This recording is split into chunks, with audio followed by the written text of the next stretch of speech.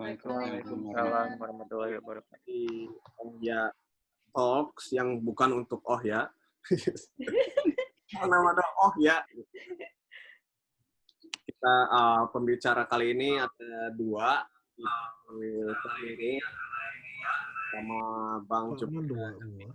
Kedua-duanya bidangnya itu hampir mirip ya. Icika. Ya, mirip. Nah, Rupa tapi tak sama. Rupa tapi tak sama gitu. Ini Teh Nurul itu beliau dosen di Universitas Mula Warman ya di Indonesia. Gitu. Kang Jumaeda Jatmika ini kolega saya ABP tingkat pertama dan mahasiswa doktor di sains ya bidang fisika. Oke, tanpa banyak cincong, monggo Teh Nurul. Share screen dulu ya. Ya.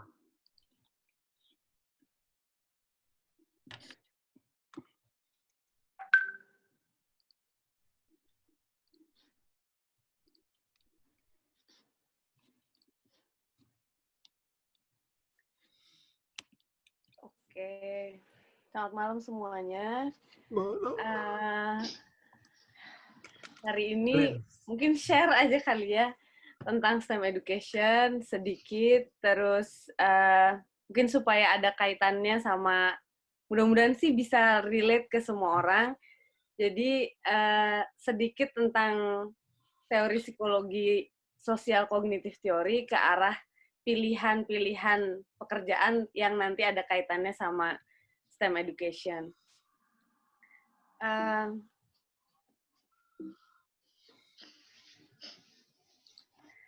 Pengen dibuka dengan kayak sedikit quote, kayak kalau misalnya kita bisa ngelakuin sesuatu, biasanya kita yang melakukan pekerjaan itu gitu.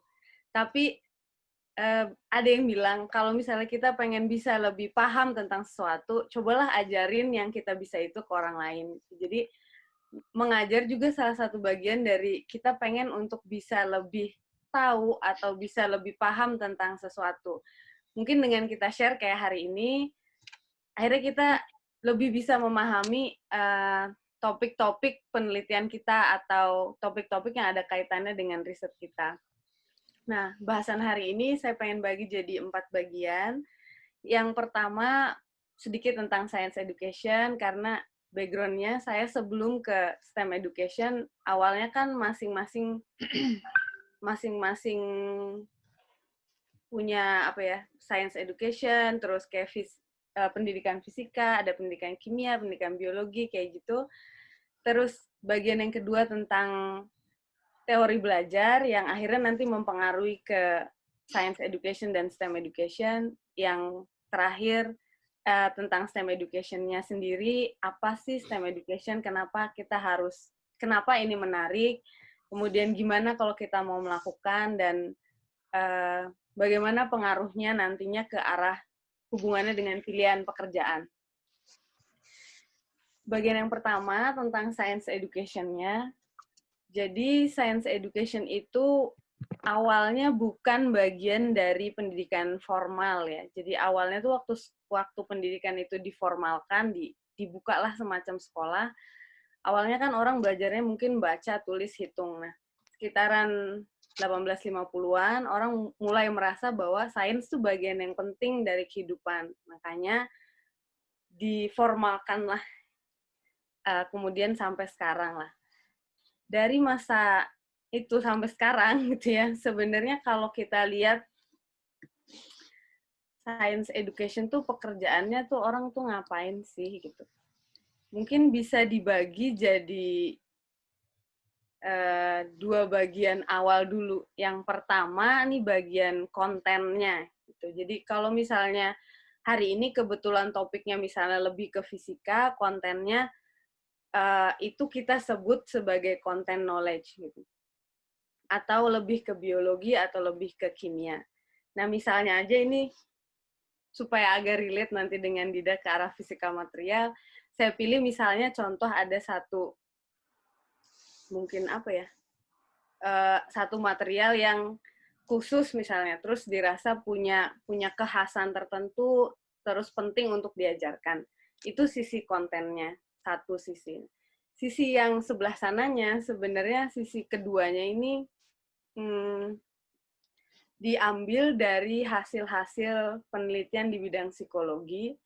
Nah, terus education ini mengambil mungkin secara teknis bagaimana cara mengajarkan sesuatu pada orang lain. Jadi kita berusaha memahami bagaimana orang berpikir, berusaha memahami bagaimana orang memproses informasi. Nah, dari kombinasi keduanya, si content knowledge dan pedagogical knowledge ini, akhirnya science education atau apa-apa education gitu ya, punya satu skill yang kita anggap khusus, namanya pedagogical content knowledge. Jadi mungkin kalau mau lebih jauh, lebih ke arah penelitiannya Mas Pram. Nah, PCK itu sebenarnya pada akhirnya guru itu atau orang ketika mengajarkan sesuatu, kita itu mikirin isinya, mikirin kontennya, dan kita mikirin orang yang kita ajak ngomong. Gitu. Nah, kombinasi keduanya membuat kita memutuskan, oke, saya akan ngajarkan dengan cara ini. Bisa jadi konten yang sama, topiknya sama, kita ngajarin di kelas yang berbeda atau di orang yang berbeda, bisa jadi kita milih cara yang berbeda. Karena kita lihat kayaknya ini hari ini audiensnya atau muridnya kayaknya lebih ke arah sini deh. Kemudian kita bisa mengganti cara kita mengajar. Begitu juga sebaliknya, anaknya sama atau audiensnya sama, kontennya beda, bisa jadi kita memilih cara yang berbeda untuk menyampaikan. Nah, kira-kira sebenarnya science education tuh lingkupnya di sini gitu ya. Jadi ada dua part, pertama kontennya, kedua cara menyampaikannya atau pedagoginya, kemudian kombinasi dari keduanya lah yang bikin jadi menarik karena kemungkinannya jadi banyak sekali gitu, tergantung kontennya, tergantung keadaannya, dan tergantung konteks-konteks di luar dari dua hal ini. Itu mungkin lingkupnya ke science education. Kemudian sedikit apa ya? Kalau kita melihat science education kita ini bagus apa enggak gitu ya? Mungkin ini ada hasil 3 tahunan sebenarnya. Terakhir tahun 2018 diikuti 79 negara, yang diteskan itu membaca, matematika, dan sains. Yang dites anak-anak sekitaran usia SMP. Nah, hasilnya tuh kalau yang sains, sementara ranking 70 dari 79 negara. Jadi, kita agak bawah lah ya. Reading juga sama dan matematik juga sama. Nah, cuman karena bisa dibilang apa ya, biasa rendah apa gimana ya ngomongnya. Jadi sebenarnya kita nggak terlalu kaget gitu dengan si hasilnya, karena bisa dibilang kita ini konsisten aja gitu. Jadi untuk kita sendiri nggak terlalu kaget menerima hasilnya, tapi intinya kita sampai ke nilai rata-rata aja belum gitu. Apalagi kita pengen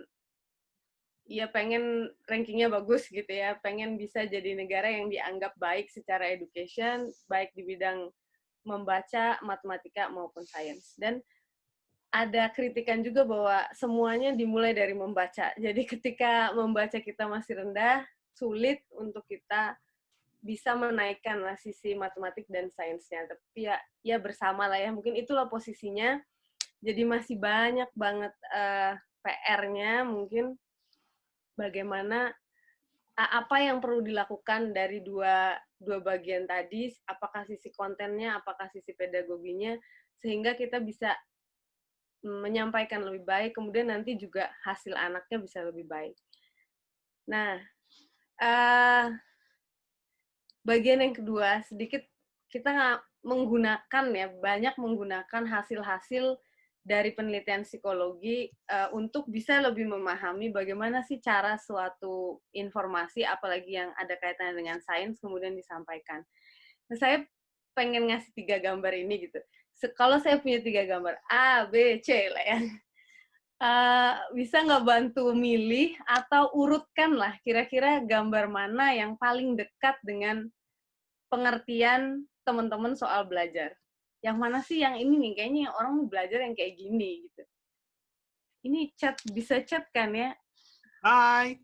Hai, atau ngomong, Meng, apa yang mana, Meng? Yang nomor 01, Mak. Learning teoris. Oh, nggak ada, ini ABC, Meng. Semuanya.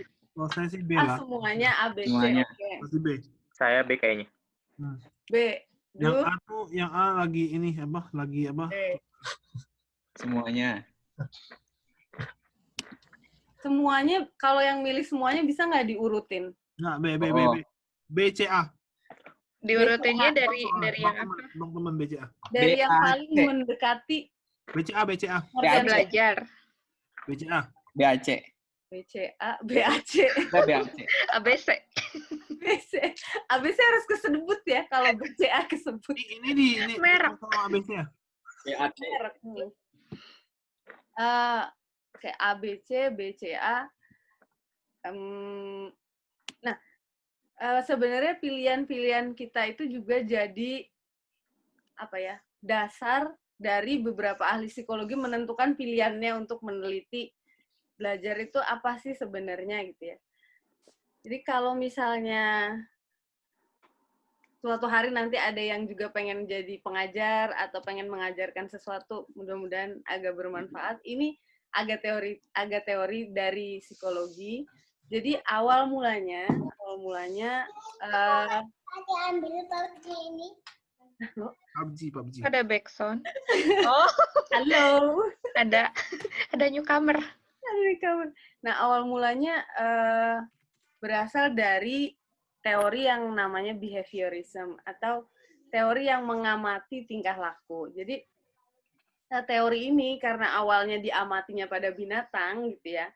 Jadi dia mengamati bahwa binatang tertentu, dalam hal ini dia mengamati anjing, kalau misalnya dia dikasih stimulus tertentu yang berulang-ulang, nah itu dia akan punya respon tertentu. Misalnya dikasih bel, kerincing, habis itu dikasih makan misalnya.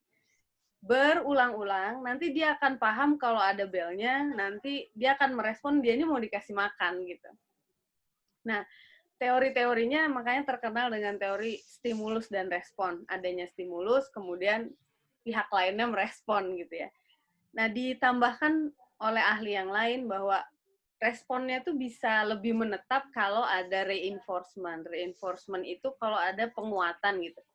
Jadi kalau responnya cocok, terus kita, oh, kau pinter deh, atau apa ya, bagus gitu. Terus dia merasa itu dikuatkan gitu, bahwa respon itu adalah sesuai. Makanya dia menangkap bahwa perilaku inilah yang diharapkan.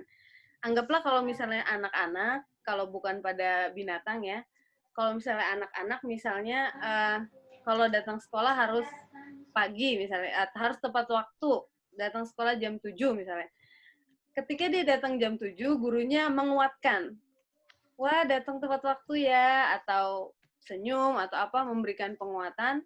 Begitu juga sebaliknya, kalau dia tidak melakukan itu, diberi semacam punishment, bahwa itu bukan respon yang kita inginkan. Semacam, ya bukan dipukul juga ya, tapi kayak, kenapa terlambat, atau apa. Sehingga dia menangkap bahwa ini adalah respon yang salah, gitu. Nah, walaupun masih relate mungkin dan masih digunakan, masih dijadikan sebagai acuan dari teori selanjutnya, tapi dianggap kalau pada manusia kok kayaknya nggak cukup ya. Orang itu dikasih stimulus yang sama, responnya beda-beda gitu. Kita ngomong ke, ya misalnya ada 10 orang, kita ajarin 10 orang, hasilnya kan lain-lain gitu. Nah, akhirnya ada teori yang lain yang bilang bahwa antara si stimulus sampai ke respon itu ada suatu cognitive process. Nah, cognitive process ini lebih fokus pada teorinya pada anak-anak gitu ya. Jadi anak-anak itu berkembang dianggapnya secara kognitif ya, bukan secara fisik ya. Secara kognitif ada 4 tahapan. Yang pertama sensor motorik, ini sangat bergantung pada hal-hal yang bisa dia pegang atau bisa dia rasakan. Jadi indera-indera pada tubuhnya gitu. Nah, kemudian naik ke preoperasional, dia bisa mulai memahami simbol, kemudian konkret operasional, mulai bisa melogika sesuatu, kemudian yang paling tinggi formal operasional. Yang biasanya ada kaitannya sama pembelajaran di kelas, yang konkret operasional ke formal, konkret ke formal. Contohnya misalnya awalnya kita ngajarin anak-anak kayak 2 apel ditambah 2 apel, 4 apel. Si apelnya ini harus ada, karena mereka berpikir pada tingkat konkret. Gitu. Jadi, tapi pada usia tertentu kita udah bisa bilang 2X ditambah 3X sama dengan berapa X. Gitu. Dia udah bisa memahami bahwa X-nya itu bisa apa aja. Gitu. Kira-kira kayak gitu lah ya. Nah, ini yang penting itu pada manusia, katanya teori ini, orang tuh nggak bisa loncat dari satu step ke step yang lain. Jadi kalau kita menemukan orang dewasa, tapi dia nggak bisa contoh yang tidak konkret, nah dicurigai ini orang berarti tidak selesai lah di fase itu gitu. Nah ini juga yang dijadikan ciri-ciri apakah orang itu berada di antara orang rata-rata, maksudnya IQ rata-rata atau misalnya di bawah. Nah, tapi semakin besar orangnya, nah diamati bahwa kayaknya kalau orang agak besar lagi, lingkungan itu punya peran yang lebih gitu. Makanya teori yang lebih baru namanya sosial kognitif. Ahlinya namanya Bandura, dia mengelompokkan bahwa pada manusia itu belajar atau proses kognitif itu punya 3 faktor. Yang 3-tiganya ini saling mempengaruhi satu sama lain gitu. Jadi kalau kita bayangkan diri kita sebagai person ya, sebagai orang gitu ya. Orang ini kan kita punya masa lalu lah ya, bisa punya apa ya, bawaan gitu. Punya IQ, punya sosial ekonomi keluarga yang membentuk kita gitu. Intinya punya hal-hal yang kita bawa gitu. Nah, hal-hal yang jadi bawaan kita ini termasuk punya interest ya, misalnya suka dengan mempelajari sesuatu. Hal-hal yang kita bawa ini mempengaruhi bagaimana kita memilih environment kita, mempengaruhi kita memilih lingkungan kita. Nah, kemudian mempengaruhi juga bagaimana kita bertingkah laku sehari-hari. Tapi juga pada akhirnya tingkah laku kita juga saling mempengaruhi juga ke environment dan pada akhirnya juga mempengaruhi diri kita sendiri. Jadi 3 faktor ini nih secara dinamik resiprokal satu sama lain gitu ya. Sebagai contoh, saya pengen kasih contoh lewat gambar. Misalnya kita ajak anak-anak ke Science Museum. Nah, sebagai guru atau sebagai orang tua atau sebagai orang besar, misalnya sebagai kakaknya atau apa, kita berusaha menyediakan lingkungan yang baik untuk si anak ini gitu kan. Oke lah, sekali-kali diajaklah ke mana gitu, ke Science Museum misalnya. Nah, tapi tingkah lakunya itu ya bergantung dari itu tadi. Ada anak yang di Science Museum dia misalnya sangat tertarik, ada yang tidak begitu tertarik gitu. Jadi usaha kita membentuk lingkungan adalah menurut saya sih itu usaha pertama yang paling bisa gitu kita lakukan dulu. Karena kita nggak bisa lagi merubah semacam apa-apa yang sudah kita terima di masa lalu, bagaimana proses kognitif kita di masa lalu gitu. Tapi yang bisa sekarang adalah merubah lingkungannya dan nantinya merubah tingkah lakunya. Di gambar yang kedua juga contoh yang lain, misalnya kita guru atau orang tua mencoba memberikan satu misalnya percobaan, dalam hal ini misalnya fisika gitu ya. Tapi anak itu kan responnya akan berbeda. Ada yang langsung coba, ada yang dia takut nyoba, ada yang dia memang nggak mau nyoba atau nggak mau berkelompok. Nah, respon-respon itulah atau tingkah laku itu berarti adanya di yang sisi behavior. Nah, untuk memahami itu kita harus paham bagaimana environment-nya dan bagaimana memang bawaannya. Nah, teori ini menambahkan sesuatu yang menarik gitu ya. Disebut self-efficacy gitu. Self-efficacy ini adalah bukan kemampuan kita, bukan, tapi adalah keyakinan kita pada kemampuan diri kita. Jadi kayak attitude bahwa kamu bisa atau enggak. Sebagai contoh, misalnya Arif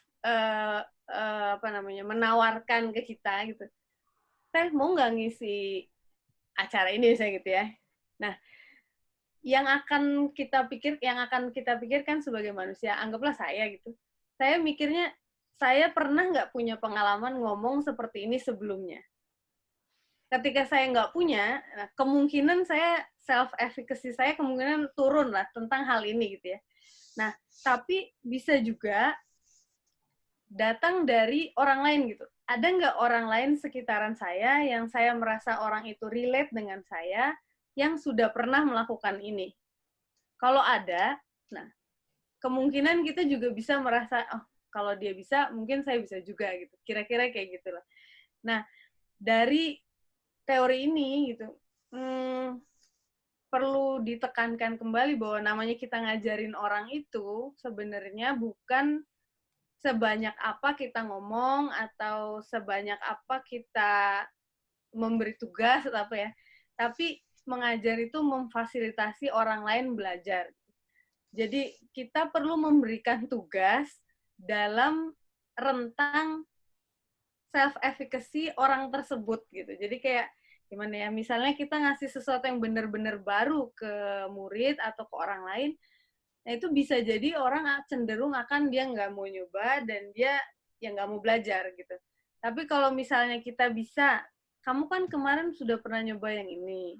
Nah, hari ini ada alat baru atau ini ada percobaan baru. Nah, kita bisa merelate ke pengalaman dia sebelumnya atau kita contohkan orang lain, si itu juga udah pernah nyoba gitu. Dan itu berhasil. Jadi kalau dia bisa, kamu juga bisa. Jadi teori ini memberi penekanan pada si self-efficacy. Nah, sorry. Oke ya, sekarang masuk ke sistem education-nya. Nah, STEM education itu kan idenya mengintegrasikan science, teknologi, engineering, dan matematik. Nah, pertanyaannya mungkin kenapa harus diintegrasi gitu ya. Jadi ada semacam analisis terhadap apa yang terjadi di dunia mungkin di masa lalu, di masa sekarang, dan di masa depan. Nah, di masa depan itu ada beberapa yang sudah diidentifikasi secara internasional, misalnya PBB memberikan ada 17 goal bersama kalau misalnya dunia ini mau sustainable perkembangannya gitu ya. Nah, salah satunya misalnya kita ambil aja misalnya air atau misalnya climate change. Nah, untuk menyelesaikan masalah-masalah itu perlu lebih dari satu komponen science, teknologi, engineering, dan matematik.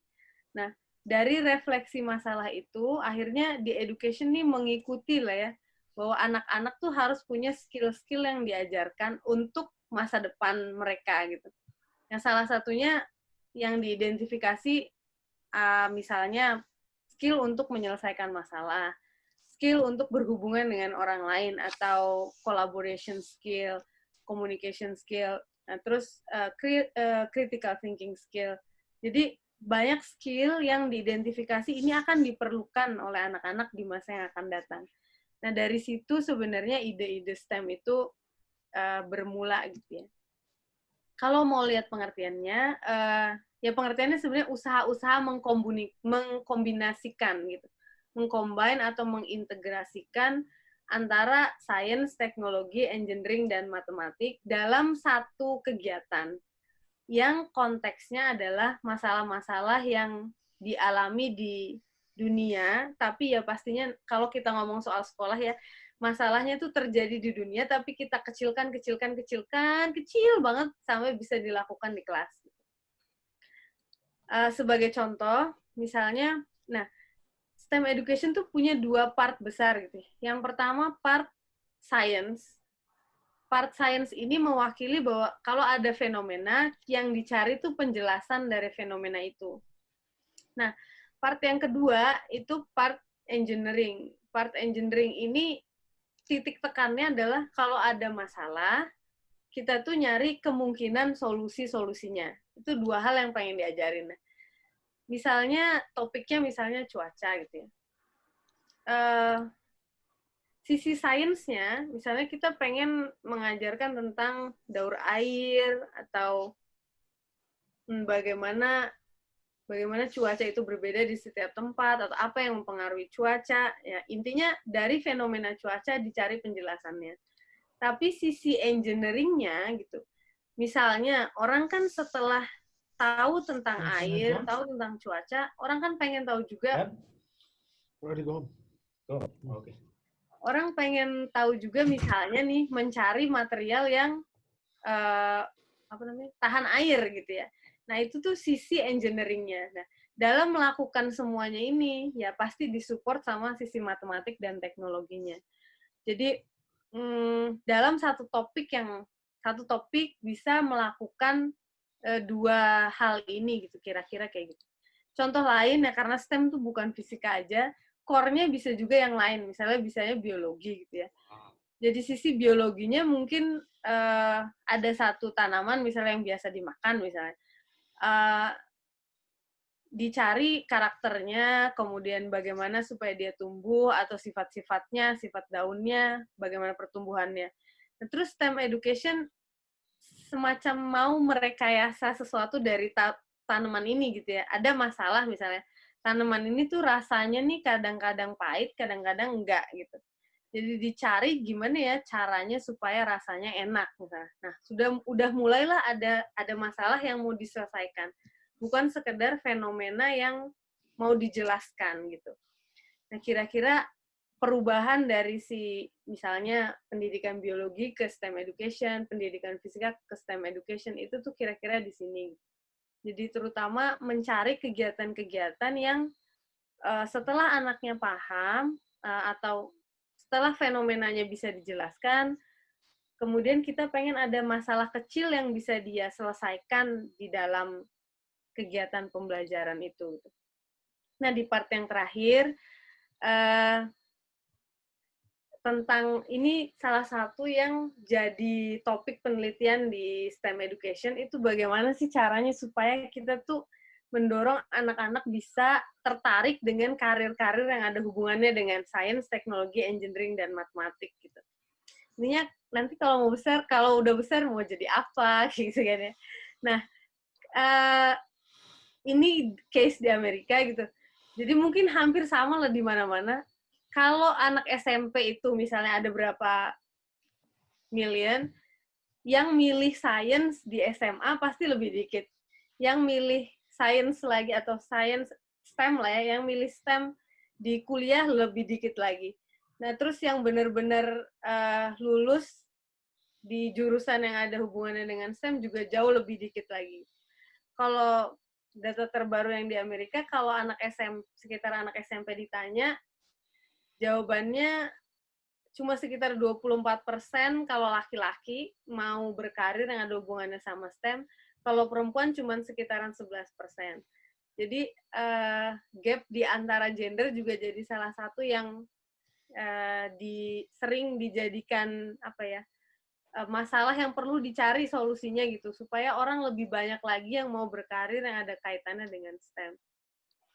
Nah, balik lagi ke si teori yang Bandura tadi, mungkin sebagai penutup ya,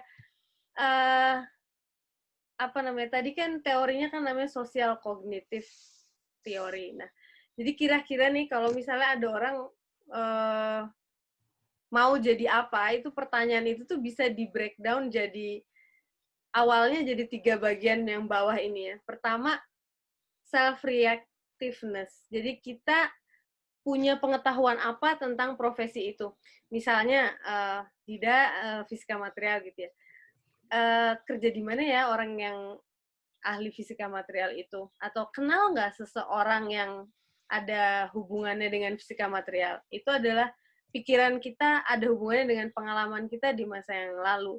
Nah, kemudian juga kita merefleksi diri, kamu pinter fisika nggak? Merasa pinter fisika nggak? Misalnya gitu kan. Nah, dari ketiga bagian ini, terus kalau memang sudah memutuskan, iya nih saya mau mengambil profesi ini, akhirnya itu jadi keputusan yang dibilang intentionally. kalau sudah mengambil keputusan itu, terus kita harus apa gitu. Jadi si teori sosial kognitif itu membantu memecah pikiran orang. Kan sebenarnya kita kalau melihat ya agak random aja ya. Kenapa saya jadi ini? Itu kan ya kenapa ya? Apa karena orang tuanya mungkin profesinya sama atau karena lingkungannya sama? Nah, teori ini ngebagi menjadi 4. Kita tuh reaktif terhadap apa yang kita lihat. Kita juga reflektif terhadap apa yang kita bisa. Kita juga dipengaruhi yang kita tahu di masa lalu, apakah ada orang yang punya pekerjaan sama. Nah, kemudian ketiganya nih bergabung lah, jadi kita melakukan apa gitu secara intentional. Nah, pengennya tuh lebih banyak lagi gitu, kita membentuk lingkungan yang memungkinkan kita melihat banyak pekerjaan yang ada kaitannya dengan STEM gitu ya. Misalnya, ya gampangannya sih ya, kalau dulu kan mungkin orang sekolah, baca buku, kuliah. Nah, kalau sekarang gitu, mungkin juga termasuk si YouTube channel yang kita ikutin, orang yang ada hubungannya karirnya tuh dengan itu gitu. Itu akan mempengaruhi bagaimana kita memilih lingkungan tadi. Nah, lingkungannya nanti mempengaruhi behavior kita, dan kemudian membentuk kita jadi orang yang kayak gimana. Nah, jadi sebagai penutup, ini stalking IG-nya Dida sama Arif. Ya, maksudnya memberi contoh bahwa kita pergi seminar, kita pergi ketemu orang, kita pergi, ya pokoknya apalah yang secara intentionally, secara sadar kita memilih, kalau kita mau punya profesi itu, berarti kita harus mengelilingi diri kita sama orang yang ada kaitannya dengan itu. Mudah-mudahan bisa ada manfaatnya, dan bisa diterusin di sesi diskusinya. Terima kasih.